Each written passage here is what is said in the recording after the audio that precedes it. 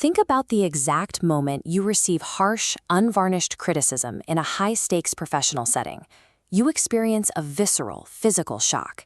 This happens because your brain's amygdala springs into action, instantly registering the critical words as a literal, physical threat. This activation immediately bypasses your normal, rational decision-making processes. The alarm system physically overrides the logical centers of your brain. Outwardly, you instantly tense up. You stop listening to what the other person is saying entirely, and your mind races into a frantic internal monologue to justify your actions or shift the blame to someone else. But what if you could execute a deliberate cognitive override on this million-year-old biological reflex? Executing this bypass is the only way to hear the actual information hidden behind the aggression of a hostile social interaction.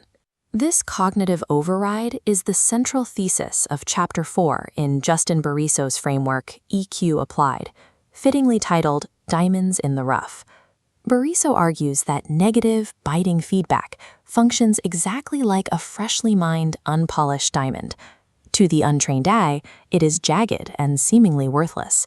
We instinctively reject it because our deep convictions and the work we pour our blood, sweat, and tears into form a massive part of our personal identity.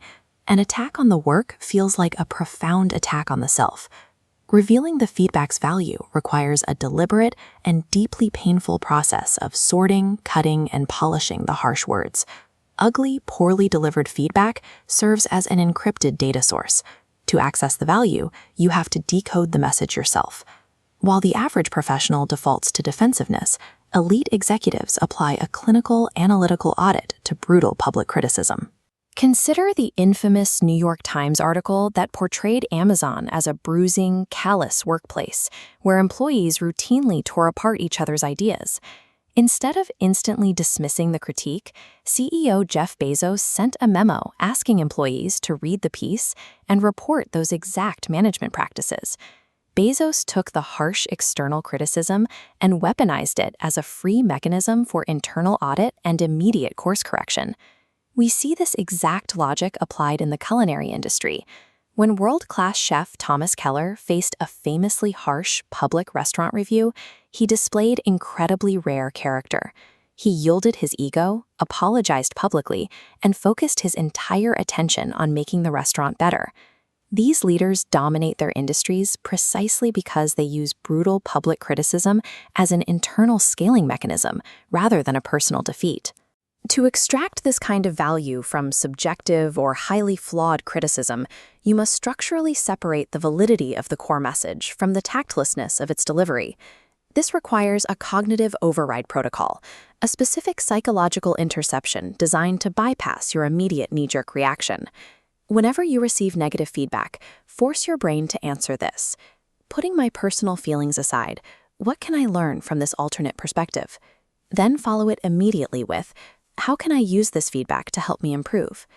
By focusing your cognitive energy on these two questions, you decouple the content from the delivery. One seasoned executive received an incredibly hostile company-wide email from a departing employee.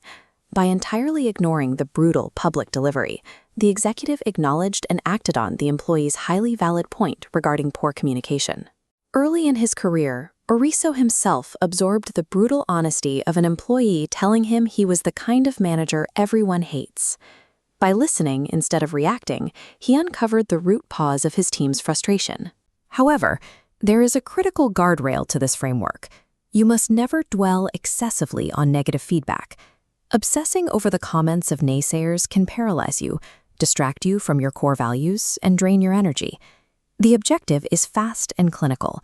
Extract the functional lesson, discard the hostile delivery, and immediately move forward without wasting effort trying to become someone you are not. If you are accustomed to the surface-level history taught in standard curriculums, welcome to the systemic perspective here at the Bookish Breakdown. Understanding the invisible mechanics of human behavior is exactly what separates stagnant individuals from elite performers. Neutralizing negative attacks is only half the framework. Success introduces a second, more subtle threat, the way you handle praise. Sincere praise feels fantastic in the moment, but if absorbed passively, it can be highly detrimental. It artificially inflates your ego, puts you on a pedestal, and directly breeds professional complacency. When you are commended, you must actively audit the moment. Analyze the success to learn exactly how to repeat it, and identify specifically who helped you achieve it. There is also a darker necessity to this audit, verifying whether the compliment is genuinely sincere or simply a manipulative tactic designed to curry favor and get something in return. To an elite performer, praise and criticism are mathematically equal. They are simply raw data inputs that must be actively interrogated to prevent stagnation. Elite performers do not wait passively for praise or criticism to miraculously arrive. They actively and consistently hunt for it. Asking for critical feedback is deeply intimidating for all parties involved. This discomfort leads most people to avoid the practice entirely, retreating into digital distractions and comfortable silence. Yet, consistently asking for friction communicates a powerful mixture of humility, respect, and supreme professional confidence to your peers and mentors. To get actionable results, you must apply a precision constraint.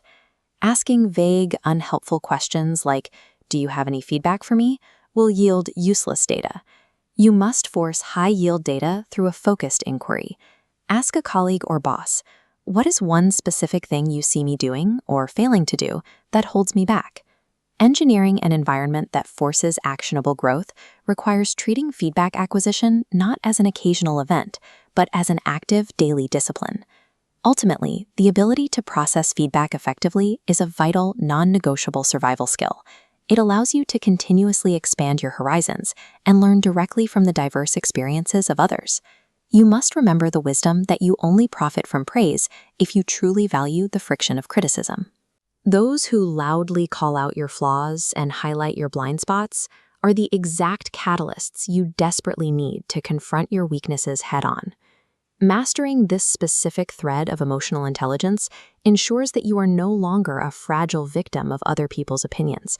You are a strategic architect of your own growth, transforming every piece of feedback into a highly precise tool for your evolution. But what happens when you attempt to use this advanced emotional intelligence, not just to meticulously manage yourself? What if you use it to deeply understand the complex, often hidden emotional realities of the people around you? The answer lies in the volatile nature of empathy. This psychological mechanism can forge unbreakable bonds, but also risks trapping you in severe emotional exhaustion.